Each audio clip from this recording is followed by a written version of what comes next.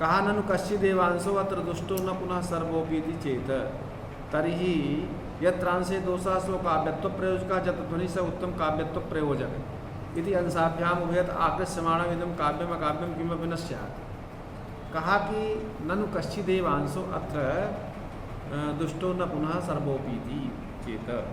कहा इस पद्य में जो विधेय विमर्श दोष बता रहे हो आप, कहा इस पद्य में कश्चिदेवांशो अत्र दुष्ट है, कुछ ही इस पद्य में संपूर्ण अंश दोषग्रस्त नहीं है, कुछ ही अंश जो है दोष युक्त हैं, संपूर्ण अंश नहीं दोष युक्त है। यदि ऐसा कहते हैं तो कहा कि जिस अंश में दोष है वह क्या नाम से काव्यत्व का अप्रयोजक होगा, काव्यत्व का अप्रयोजक, मतलब वह काव्य नहीं कहलाएगा। ठीक है। और जत्रांशे ध्वनि, जिस अंश में क्या नाम से ध्वनि होगी सो उत्तम काव्यत्व प्रयोजक, वह उत्तम काव्य का प्रयोजक होगा, वह उत्तम काव्य कहा जाएगा। तो कहा कि जिस अंश में दोष होगा वह काव्य का निवारक होगा, और जिस अंश में ध्वनि होगी वह काव्य का प्रयोजक होगा। तो इस दोनों के खींचातानी में कि यह दोषग्रस्त है, ये दोषग्रस्त नहीं है, इस खींचातानी में इति अंशाभ्याम उभयत आकृष्यमाणम इदम काव्यम अकाव्यम किमपि न स्यात्। यह काव्य है कि अकाव्य है, इस खींचातानी में कुछ भी निर्णय नहीं हो पाएगा। समझ रहे हो नहीं? इस खींचातानी में कोई भी निर्णय नहीं हो पाएगा। तो समझ रहे हो नहीं? तो कहा कि न च कश्चिदेवांशम काव्यस्य दूषयन्तः। कहा कि देखिए वास्तव में श्रुति कटुत्वादि जो दोष हैं वो काव्य के किसी अंश को ही दूषित करते हैं। ठीक है ना? यह बात नहीं है। समझ रहे हो नहीं? कश्चिदेवांशम काव्यस्य दूषयन्तः संतुष्टादेव दोषाः किंतरी सर्वमेव काव्यम। किसी एक अंश को दूषित करते हैं ऐसी बात नहीं है, संपूर्ण काव्य को ही दूषित करते हैं। क्या करते हैं? पूरे काव्य को ही दूषित करते हैं। समझ रहे हो नहीं? तथा ही काव्यात्मभूतस्य रसस्य अनपकर्षकत्वे तेषां दोषत्वमपि नांगीक्रियते। इसलिए काव्य का जो आत्मभूत तत्व है वो क्या है? रस। हाँ? काव्य का आत्मभूत तत्व क्या है? जैसे शरीर बड़ी अच्छी है, आत्मा नहीं है तो अच्छी लगेगी? वही शरीर रहती है, लोग उससे मोह माया छोड़ देते हैं। हाँ? तो काव्य का चैतन्य स्वरूप आत्मभूत तत्व क्या है? रस। ठीक है। तो काव्य का जो आत्मभूत तत्व है, हाँ? वो रस है। उसका जब अपकर्ष ना करे, ठीक है ना?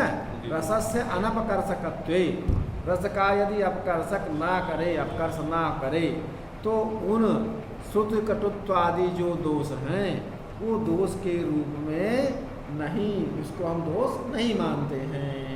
यदि ऐसा कहा कि नहीं दोषत्वम अपनी नांगीक्रियते, नांगीक्रियते न स्वीक्रियते, मतलब शुद्ध दुष्ट आदि जो दोष हैं यदि रस को अपकर्षित नहीं करते हैं, रस के उत्कर्ष को बढ़ाते हैं यदि, तो ऐसे दोष को हम दोष नहीं मानते हैं। कहा यदि ऐसा आप नहीं स्वीकार करेंगे तो अन्यथा नित्य दोष अनित्य दोषत्व व्यवस्था भी न स्यात्। जो शास्त्रों में हमारे यहाँ यह बताया गया है कि नित्य दोष और अनित्य दोष की जो व्यवस्था बताई गई है वो छिन्न हो जाएगी, वो बनी नहीं पाएगी। कहा कैसे? कहा जैसा आचार्य आनंद वर्धनाचार्य भी ध्वनिकार भी ऐसा कहते हैं, यदुक्तम ध्वनिकता सुदुष्टादयो दोषा नित्या जे दर्शिता ध्वन्यात्मन्येव संगारे ते कहा कि देखिए शुद्ध कटुत्व आदि दो दोष हैं, अनित्य दोष आप दिखलाए गए हैं, वह ध्वन्यात्मक श्रृंगार में ही त्याज्य बतलाए गए हैं। हाँ? लेकिन शुद्ध कटुत्व आदि जैसे कोई वीर रस का पाठ कर रहा है तो वहाँ कानों को सुनने में जो अच्छा न भी लगे, कानों को कड़ुआ लगे, विभत्स रस का क्या नाम से अगर वर्णन कोई कर रहा है तो शुद्ध कटुत्वादि दोष जो है वहाँ गुण है, लेकिन श्रृंगार रस में अगर शुद्ध कटुत्वादि है तो वहाँ दोष है। तो कहीं पर वो गुण होता है, कहीं पर दोष होता है प्रकरण के अनुसार, तो इसलिए वो अनित्य दोष है। ठीक है। तो ये जो है, लेकिन रस के उत्कर्ष में बाधक अगर वो नहीं है तो ऐसे दोष को हम दोष नहीं मानते हैं। ये अभिप्राय क्या नाम से शास्त्रकार का है। कहा किंच एवं काव्यम प्रविरल विषयम निर्विषयम भाषा। कहा कि एक चीज़ ये बताइए, आप जैसा कह रहे हैं, कहा अदोषव में जो दोष पद है, कहा दोष रहित शब्द अर्थ को काव्य कहते हैं। तो इस पद के अदोषव पद के क्या नाम से निवेश में रखने से काव्य का विषय अत्यंत क्या नाम से या तो विरल हो जाएगा, माने इक्के दुक्के काव्य मिलेगा संसार में, या निर्विषयम से या तो मिलेगा ही नहीं। भाई दोष रहित हो ऐसा शब्द अर्थ जो होगा वही काव्य होगा। तो सर्वथा दोष रहित संसार में काव्य नहीं मिलेगा। कहोगे ऐसे आदमी को बुलाए जिसमें कोई दोष ही नहीं, ऐसे आदमी कब मिलेंगे ना, अब मिलेंगे के तुक्के, और या तो फिर मिलवे नहीं करेंगे। तो कहा सर्वथा निर्दोष तो असंभव ही है।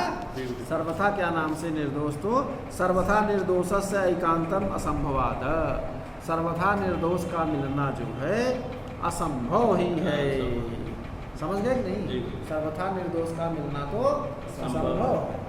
कहा अदोषव नन ईखद अर्थ है नया प्रयोगित चेत कर ही। कहा कि नय के अच्छा अर्थ बताए गए हैं। तत्सादृश्यम अभावश्च तदन्यत्वं तदल्पता आप्राशस्त्यं विरोधस्य नयर्था सट प्रकीर्तिता। समझ रहे हो नहीं? तो कहा जैसे हमने कहा अब्राह्मण माने, ब्राह्मण से जो भिन्न हो, ब्राह्मण जो नहीं है उसको लाइए। इसका क्या नय का क्या अर्थ है? ब्राह्मण भिन्न ब्राह्मण सदृश, मतलब घोड़ा हाथी नहीं आएगा। ब्राह्मण से भिन्न क्षत्रियादि का आने, लेकिन ब्राह्मण के सदृश माने आचरण इत्यादि के साथ हो, संध्या इत्यादि करता हो। हाँ ठीक है ना? तो ब्राह्मण जैसा व्यवहार जिसका, तो वहाँ नय का अर्थ सदृश है। अनुदरा कन्या माने जिस ऐसी कन्या जिसके पेट ही ना हो, तो वहाँ नय का अर्थ जो होता है वह अल्प पेट वाली। ठीक है ना? हाँ, तो इस तरह से तो वहाँ की अदोषव यहाँ जो है, कहा कि नन ईखद अर्थ है नया प्रयोग है। नय का जो अर्थ है न दोषा अदोषव में जो नय है उसका किस अर्थ में प्रयोग किया गया है?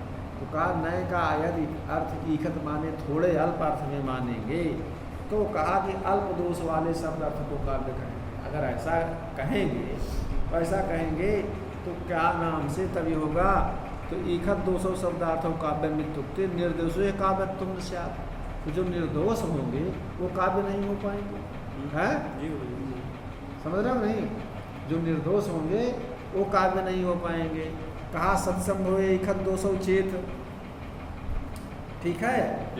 तो कहा कि अच्छा, तो कहा सत्संभव है, अगर इसका निवेश करके ये कहा जाए कि दोष की संभावना होने पर कम दोष वाले शब्द अर्थ को यदि हम काव्य कहेंगे, यदि ऐसा हम कहते हैं तो यह भी नहीं कहना चाहिए। क्यों? क्योंकि एतत् काव्य लक्षणे न वाच्यम रत्नादि लक्षणे कीटानुवेदादि परिहारवत।